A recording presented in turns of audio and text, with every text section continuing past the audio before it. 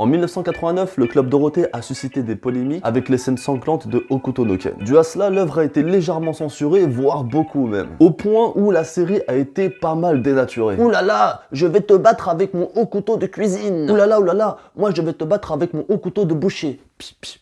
L'anime Muscleman a été supprimé car le personnage principal avait un symbole un peu trop N-A-Z-I. Oui, parce que sur YouTube, il y a des mots qui sont interdits. Dragon Ball Z en 91 a été jugé trop violent avec des scènes de sadisme.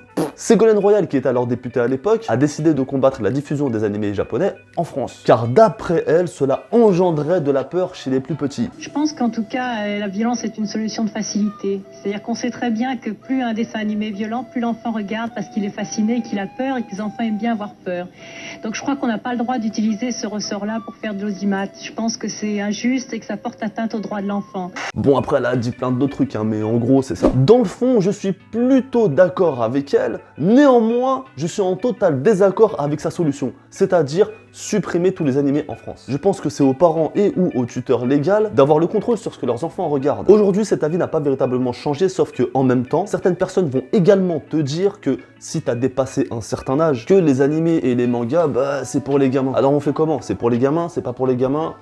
Telle est la question. Eh bien oui, certains mangas / animés sont pour les petits, et d'autres sont pas pour les petits, hein, donc pour un public averti. Et la transition est juste parfaite car je vais te présenter 3 mangas qui ne sont pas pour les petits, donc pour un public averti. Dragon Head aux éditions Pika nous raconte l'histoire d'une classe de jeunes japonais qui rentrent en train vers Tokyo lorsque soudainement, bim, c'est l'accident. Oui, je fais très bien les onomatopées. Et seulement 3 étudiants échappent à la mort, mais sont enterrés vivants. L'histoire tient certes sur seulement 2 lignes, mais l'angoisse est déjà présente. Nos 3 survivants au nom de Teru, Nobuo et Ako, 2 garçons et une fille, oui dans ce sens-là, vont se retrouver au milieu d'une mare de cadavres et vont devoir trouver une solution pour, dans un premier temps, survivre et ensuite s'évader. Ils sont dans le noir absolu avec pour seule lumière un briquet et une lampe torche. L'auteur ne va pas prendre beaucoup de temps pour nous montrer la psychose que vont ressentir certains personnages. Parce que je te le rappelle encore, mais ils sont enfermés dans le noir total, sans aucun moyen apparent de sortir, et sur un champ de cadavres.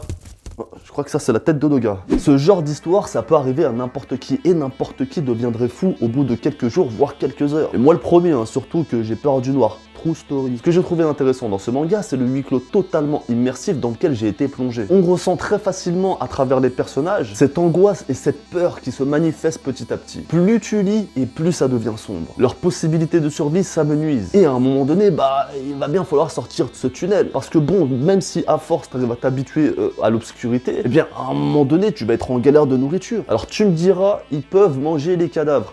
Alors oui, sauf que il n'y a pas forcément de frigo ou de congélateur pour stocker la viande. Donc il faut sortir, hein, et très vite. Je vais m'arrêter là parce que sinon on va vite rentrer dans le spoil. Je te conseille véritablement ce manga Dragon Head qui est aux éditions Pika graphique au prix de 20 €, qui je le rappelle est pour un public averti. Après tu fais ce que tu veux.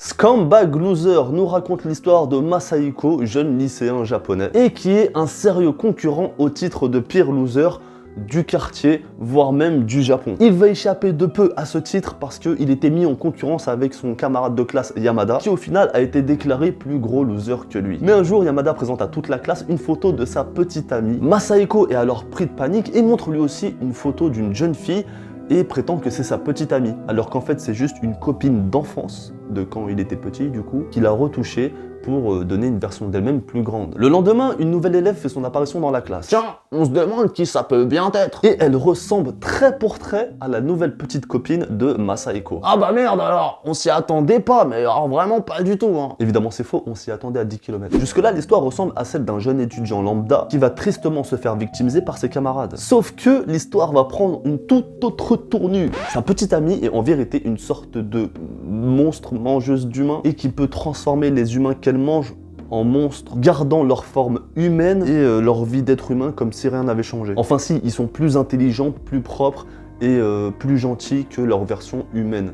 hein. Alors j'ai été légèrement déçu parce que je m'attendais à une histoire slice of life, hein, qui allait traiter du mal-être qu'on pouvait ressentir en tant que souffre-douleur à l'école. Ça aurait pu ouvrir plein de portes sur le thème de la société et de la vie pas forcément facile d'un étudiant à l'école. Comme les phases d'angoisse qu'il peut ressentir, le stress, la peur, la tristesse, voire même l'agoraphobie. Comment gérer tout ça ou pas, justement? Mais non, on va partir totalement sur un truc SF. Et ce qui m'a maintenu dans ma lecture, c'est que je voulais absolument savoir ce qui allait se passer à la fin. Et évidemment, on t'explique tout vers la fin, genre vers les 20 dernières pages. Et moi, perso, j'ai pas super kiffé parce qu'on est sur une sorte de Tokyo Ghoul version Lidl. Néanmoins, il y a pas mal de sang, de découpage de tête, de démembrage. Donc si tu aimes le gore et la science-fiction, je te conseille véritablement Scumbag Loser, qui n'est pas du tout nul. C'est juste que je m'attendais à autre chose. Alors, au niveau du dessin, on est sur du qualitatif. Pareil, le découpage, il y a rien à dire. Le mangaka arrive à nous transmettre ce qu'il veut dans le sens où il arrive à te mettre dans l'ambiance qu'il a choisie. Si à tel moment il veut que tu ressentes du malaise, bah tu ressentiras du malaise. Cette série est en 3 tomes aux éditions Kiun au prix de 7,90 €.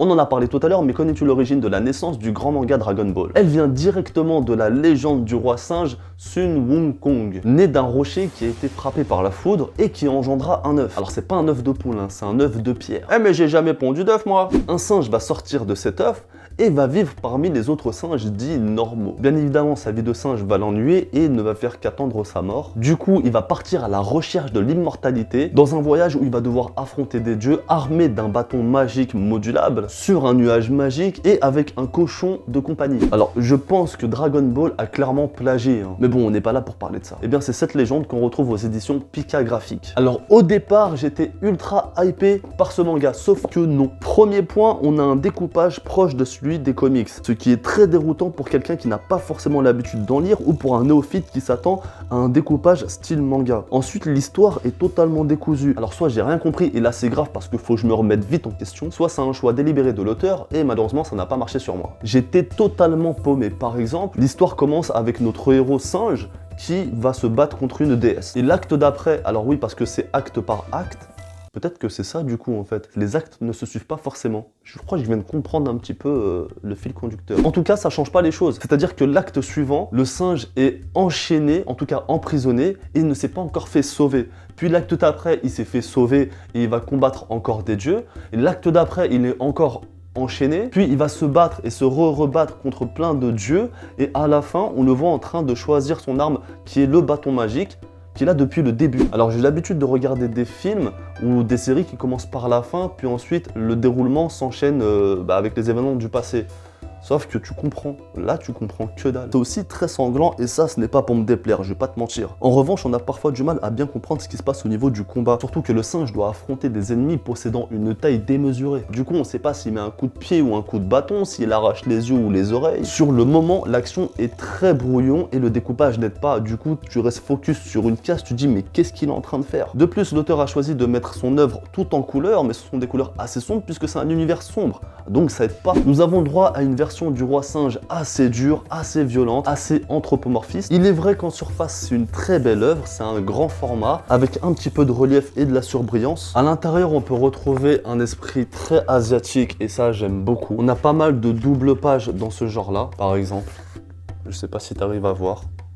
Au final, j'ai plutôt aimé le côté artistique de cette œuvre plutôt que son côté scénaristique. Malheureusement, je ne connais pas très bien l'histoire de la légende du roi singe, donc je peux pas te dire si le choix de la temporalité a été un choix délibéré ou si c'est fait comme ça.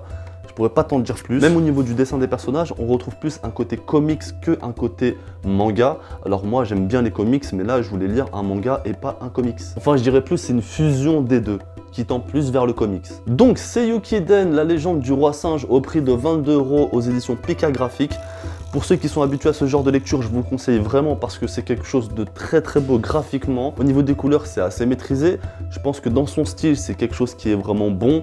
Moi, personnellement, j'ai pas été forcément convaincu. Pour conclure, je dirais que ces 3 mangas que je t'ai présentés sont véritablement pour un public averti. Car il y a beaucoup de sang et de scènes de violence. Ce n'est pas à mettre entre toutes les mains. Et ça prouve à toutes les mauvaises langues que les mangas ne sont pas que pour les enfants. Donc cette vidéo touche enfin à sa fin. Si tu as aimé, n'hésite pas à mettre ton meilleur pouce bleu. N'hésite pas à me dire dans les commentaires si toi aussi tu as déjà entendu cette phrase que les mangas c'est que pour les gamins. Tu peux toujours me conseiller des mangas à lire. Partage cette vidéo aux mauvaises langues et si t'es pas abonné, abonne-toi!